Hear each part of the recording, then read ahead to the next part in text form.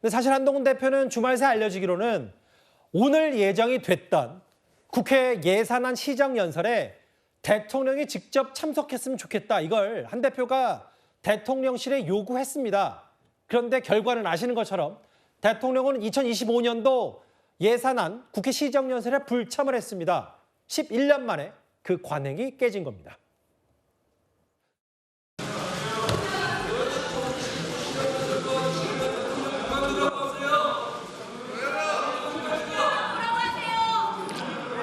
정부 출범 이후 지난 2년 반 하루도 마음 편한 날이 없을 정도로 나라 안팎의 어려움이 컸습니다.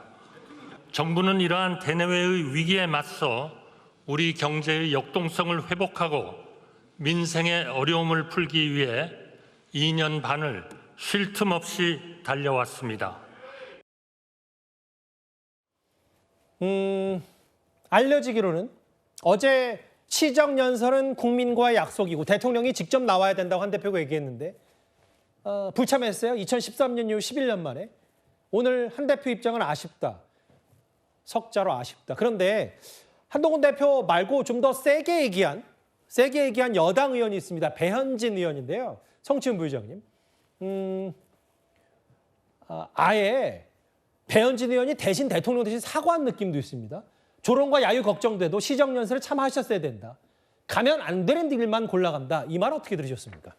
뭐 적절한 표현이죠. 시정연설 우리가 11년 만이라고 했지만 사실상 이전 대통령들은 임기 첫 해에만 시정연설 보통 참석을 하고 그 이후에는 이제 총리가 대독하는 경우가 많았고요. 예. 박근혜 대통령이 이 관행을 만든 거 아니겠습니까? 매년 참석하는 걸로. 그 이후로 모든 대통령, 박근혜 대통령, 문재인 대통령 다 지켰습니다. 근데 11년 만에 지금 윤석열 대통령이 처음으로 깬 거고요. 예. 사실 2년 전에 윤석열 대통령이 국회로 갔을 때 그 당시 민주당사 압수수색에 좀 저항해서 민주당이 불참한 적이 있었죠.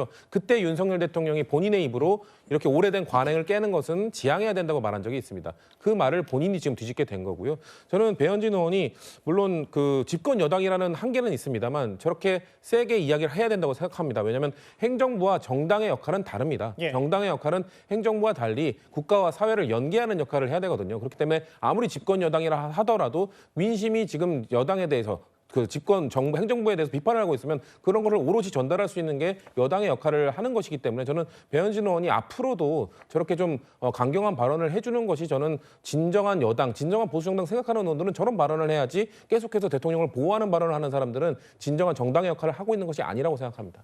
11년 만에 관행이 깼고 최근에 얼마 전이었죠. 대통령이 부산에 한 사찰 찾아서 돌 맞아도 갈 길 가겠다라고 했는데 오늘 시정연설 불참을 두고 배현진 의원 이렇게 쓴소리했고 지난번 국가인명날 정진석 비서실장은 총리가 가는 경우도 있다.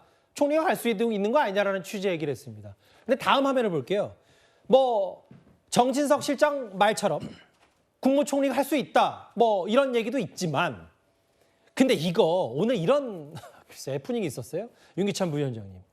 그럼 이거를 저 시정연설을 한덕수 총리가 대신 있는 거냐 아니면 시정연설 자체를 총리가 하는 거냐 이걸 두고도 누군가는 이게 뭐 총리실과 대통령실의 커뮤니케이션, 소통 미스라고 하지만 이것보다는 좀 더 그것보다 해프닝 차원이 큰 것 같아서요.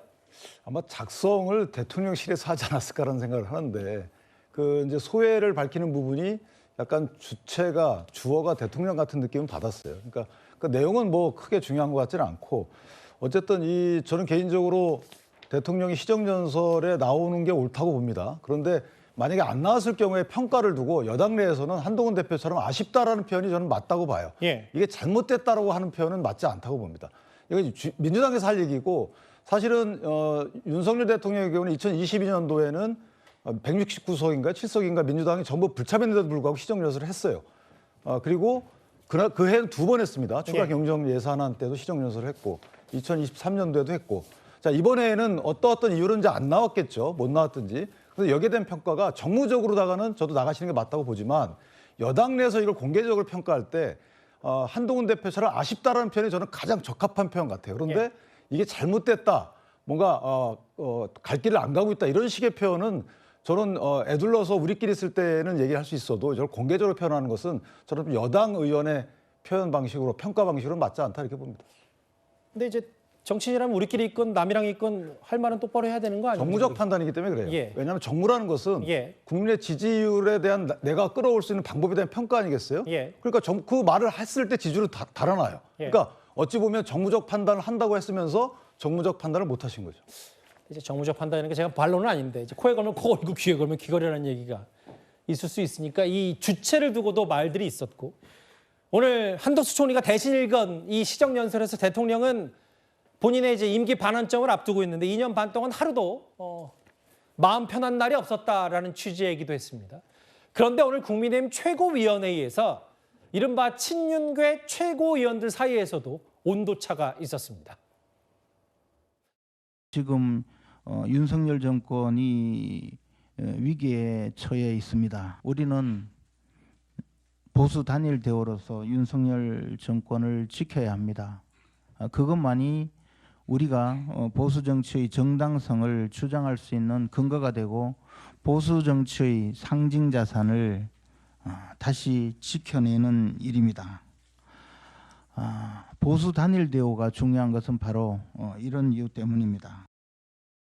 지금 현재 소위 테이프라고 해서 나온 것도 조작인지 아닌지 알 수도 없는 것이고 설사 조작이 아니라고 해도 그 안의 내용은 그냥 덕담을 한 것이다 정도밖에 얘기할 수 없습니다. 그런데 우리가 분란을 일으켜서는 저는 안 된다 이렇게 생각합니다. 이건 이제 국민의힘 소속의 구자룡 변호사께 질문을 드리고 싶은데 친윤계 김재원 최고위원도 대통령실이 할 건 빨리 해야 된다라고 했어요. 근데 김민전 최고위원이 지금 현재 소위 테이프라고 해서 나온 것도 조작인지 아닌지도 알 수 없는 상황이고 조작이 아니라고 해도 그 정도는 덕담이다. 이거 어떻게 받아들이십니까? 사실 그게 다여야지 저 말이 가능한 건데 그게 다인지 아닌지를 모르잖아요. 그리고 제가 그 명태균 씨의 카톡이 나왔을 때부터도 정치권과 언론계에서 사진과 녹취가 나온다는 얘기를 그때부터 들었었어요. 그래서 그거에 대한 대비가 있어야 된다. 그래서 그거를 아우르는 일관된 방어 논리가 있어야 된다는 얘기 하에서 한동훈 대표께서도 그런 이제 요구들을 하고 이제 활동을 해왔던 걸로 알고 있거든요. 예. 근데 그때 당시에 이거하고 맞지 않는 얘기가 이제 변명으로 나왔기 때문에 진실 공방까지 나와서 사안이 더 악화됐기 때문에 지금 똘똘 뭉치자라는 말은 너무 원론적일 뿐만 아니라 무책임하다. 진짜 방향과 속도가 다 중요하거든요. 어느 방향으로 갈지가 정해져야지 그거에 대해서 한 몸이 되기라도 할 텐데 실컷 가놓고 이산이 아닌가 봐 이럴 수는 없잖아요. 예. 어떤 방향으로 할지에 대해서 정해지지 않고 사안도 파악 안 됐는데 무조건 이것을 분란이다. 그리고 분란이 내부에서 나온 것도 아니에요. 외부에서 나오고 있고 예. 민주당에서 지금 계속 까겠다 그러면서 십자포화를 내고 있는데 공개하겠다고 하면서. 그렇죠. 근데 무조건 똘똘 뭉치자라는 것은 나중에 그 똘똘 뭉쳤을 땐 그 삼국지의 연환계처럼 한 군데에서 불 붙으면 배들이 한 군데 엉켜가지고 피해가 더 커지잖아요. 예. 이게 어떤 식으로든 계란을 한 바구니에 담지 않고 나눠 담기 위해서라도 당내에서 여러 가지 이견들이 건전하게 토론이 되고 해결 방법으로서 어떤 것이 더 나은지에 대해서 토론이 돼야지 무조건 이것을 분란이다라고 규정 지으면은 다른 목소리를 애초에 배격하는 거라서 나중에는 방어 논리 자체가 세워지지 않아서 크게 다칠 수 있다. 용산을 위해서 지금 이러고 있다는 거에 대한 문제의식이 있어야 되고 김재원 최고께서도 이제서는 문제의식을 가지고 쇄신을 위해서 필요한 모든 걸 해야 되겠다라고 하는데 혼자 남으셔가지고 굉장히 원론적인 입장만 반복하고 계시거든요. 무슨 진짜 나이스한 안이라도 하나 내셔야 되는데 용사에서 한동훈 안 말고 우리 이렇게 하겠습니다. 이러면 논란도 아니에요. 분란도 아니고 그냥 그걸 가지고 건전한 토론을 하겠죠. 김민전 최고께서도 그거 대신 이렇게 합시다라는 구체적 안을 내시면 돼요. 근데 무조건 다 입 다물고 똘똘 뭉치자라고 하는 거는 당에 도움되지 않는다고 생각합니다. 이 모든 보수 위기의 단초가 됐던 게 바로 이 김영선 전 의원의 공천 관련 이슈. 공천 대가로 명태균 씨에게 돈을 건넨 걸로 의심받고 있는 김영선 전 의원이 연이틀 검찰에 출석을 했습니다. 그런데 특히 김영선 전 의원이 어제 일요일에 한 얘기가 있습니다. 직접 한번 들어보겠습니다. 명태균 씨가 호통을 치든 말든 간에 그 사람이 한국말은 끝까지 들어봐야 돼요. 무슨 얘기를 하는지 끝까지 들어봐야 된다. 그래서 김건희 여사가 끝까지 들으려고 한 거는 어느 정치인보다 낫다. 왜 이 대한민국이 선진국 진입에 들어와갖고 여성을 마녀 사냥하는 걸로 정치를 끌고 가느냐. 컨트손들끼리 싸우다가 힘에 딸리니까 링 밖으로 가서 남의 마누라 두들겨 패는 거나 마찬가지예요. 강혜경 씨가 어떤 경위로 어떤 사람한테 줬는지는 모르겠고요. 강혜경 씨가 나한테 돈을 썼다고 그러니까 강혜경 씨는 이제 그 돈을 어떤 사람한테 어떻게 빌렸는지 그건 제가 알 바가 아니고 결국에 본인이 다 결정해서 했는데 그게 다 제가 했다고 그러는데 그거는 자기 권한에서 일어난 일인데 나한테 보고를 했어야 되는데 아니 어느 정치인이 그런 거를 대한민국 역사상 정치자금법에서 어길 수 있는 거는 완전 무지막지하게 어긴 상황인데 이제 마지막 영상은 오늘이고요. 오늘도 검찰 조사를 받고 있습니다. 성춘 부의장님. 예. 어제 말 중에 뭐라 그랬냐면 김건희 여사가 끝까지 들었던 거는 어느 정치인보다 낫다고 했고 대한민국이 선진국에 진입이 돼서 여성을 마녀 사냥하는 것이 정치로 끌고 가느냐고 말을 했어요. 어떻게 들으셨습니까? 그러니까 좀 논 좀 흐트리고 싶은 것 같은데 아무런 설득력이 없는 것 같아요. 저 말을 듣고 아 그러네 마녀 사냥하고 있네라고 이해할 수 있는 사람이 과연 몇이나 될 것인가. 사실 지금 김영선 전 의원은 메신저로서의 신뢰를 완벽하게 상실한 상황입니다. 지금 오늘 그 얘기했다고 말하는 것도 강혜경 전 보좌관이 정치자금법을 무지막지하게 어긴 상황이라고 얘기했는데 본인의 직원이었던 사람입니다. 본인의 직원이었던 사람이 무지막지하게 그 정치자금법을 다 어겼는데 저것을 뭐 저렇게 자랑스럽게 얘기하는지 모르겠고 그리고 지금 자금의 흐름과 관련돼서도 김영선 전 의원이 의혹이 아니라 지금 사실 팩트로 넘어가는 지금 단계로 보여지거든요. 왜냐하면 본인은 명태균 씨에게 세비 절반을 제공한 것을 돈을 갚았다고 했지만 선거 때 분명히 채무신고 0원으로 신고했던 사람입니다. 그렇기 때문에 다시 그 돈이 어디서 나타난 것이냐는 의혹을 받을 수밖에 없고 공천 대가 의혹도 본인이 계속해서 드러난 욕심입니다. 역시 명태균 씨가 본인 재산 다 부었잖아. 내가 명태균 씨 공천덕을 좀 받지라는 얘기도 했었고 근데 명태균 씨가 그 공천 희망자들한테 사기를 치면서 받은 그 돈을 본인의 선거 비용 보전금으로 메꿔줬다는 것도 지금 자금의 흐름이 이미 드러나 있습니다. 예. 김영선 전 의원이 어떻게 강혜경 전 보좌관에게 모든 이 자금의 의혹을 다 떠넘기고 본인은 떳떳하다고 말할 수 있는지 저는 도무지 이해가 되지 않고 국민들도 비슷한 수준으로 공감하실 거라고 생각합니다. 알겠습니다. 연이틀 조사를 받고 있는 공천개입 의혹 당사자 김영선 전 의원의 어제 오늘 목소리까지 이어서 만나봤습니다. 어쨌든